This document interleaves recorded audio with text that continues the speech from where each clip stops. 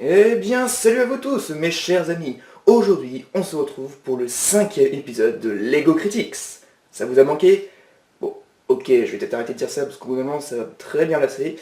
Bref, aujourd'hui, pour ce 5e épisode, nous allons vers sur un set de l'épisode 6, le retour du Jedi, à savoir le 94 096, le Desert Skiff.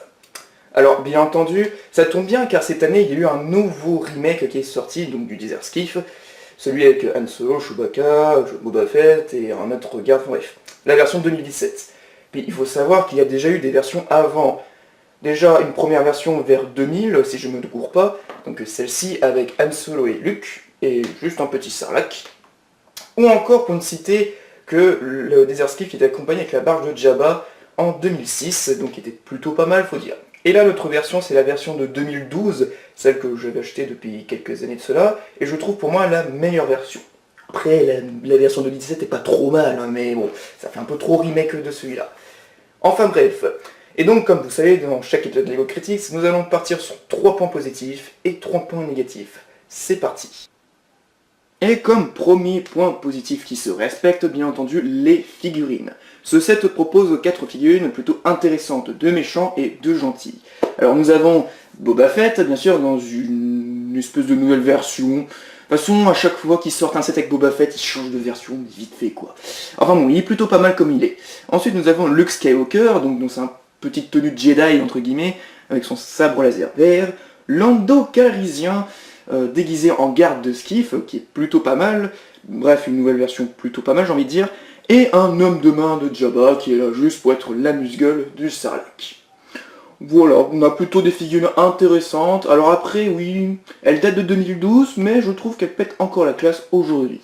Comme quoi.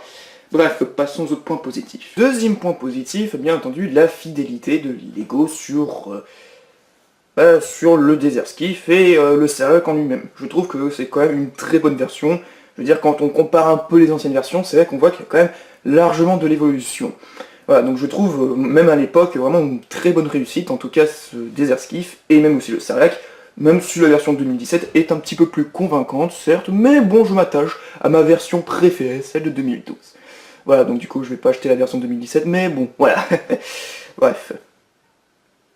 Et enfin, le dernier point positif qui donne vraiment un très grand charme à ce set, c'est bien entendu la jouabilité plutôt bonne, j'ai envie de dire.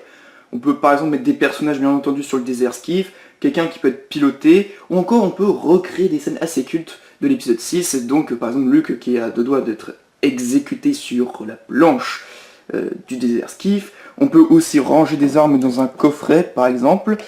Et bien entendu, si vous voulez, vous pouvez recréer la scène où Boba Fett se scoutait la gueule comme une merde en se faisant bouffer par le Sarlacc. Et après, il y a des gens qui fantalent sur ce personnage. Oh, c'est pas une blague.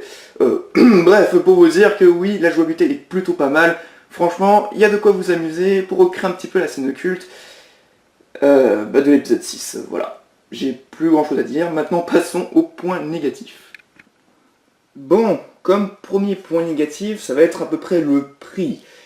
Alors vous allez me dire, est-ce que c'est un set qui coûte 30 €? Non, il coûtait à peu près 42,99 € si je me souvenais bien son prix de base.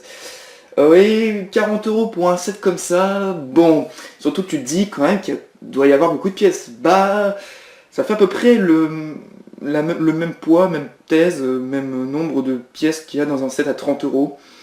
Tu me diras, la version de cette année aussi est à peu près à 40 €, bon...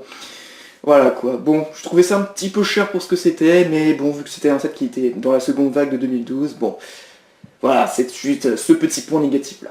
Bref, passons aux deux autres. Le deuxième point négatif serait plutôt la taille du Desert Skiff. Alors, autant il a une bonne taille acceptable, mais autant là, je trouve que la barge en elle-même est assez serrée pour les personnages, car en effet, même si on peut au moins mettre les 4 personnages dedans, si vous voulez recréer après la scène du début du Retour du Jedi, ça va être un petit peu plus compliqué. Disons qu'on peut pas mettre beaucoup de monde sur cette barge en fait, hein. Sur ce Desert Skiff. Hein. Voilà, surtout qu'en plus on a un homme de main qui doit en même temps conduire l'engin et en plus surveiller le prisonnier. C'est pas évident non plus. Voilà. Donc c'est à peu près ça comme deuxième point négatif que je trouve. Bref, passons au dernier point négatif. Et dernier point négatif pour conclure cet épisode, Bon, là, j'avoue, ça va être un petit peu de la mauvaise foi, mais bon, j'assume, après tout, c'est mon épisode et je fais ce que je veux. Bref, c'est plus ou moins l'aspect du Sarlacc. Alors, autant dire, je peux saluer le travail de Lego pour qu'ils ont apporté un Sarlacc plutôt crédible, mais autant là, je trouve qu'il est peu détaillé, et clairement, il est un peu surdimensionné, entre guillemets, parce que le trou où est le Sarlacc est assez petit. Et là, on a carrément direct son gros bec, enfin sa grosse mâchoire, enfin voilà. Et en plus, on aurait pu avoir un peu plus de tentacules et tout ça. Enfin bref, ça reste un peu de la mauvaise foi de ma part, mais bon, c'est à peu près mon avis. Bref.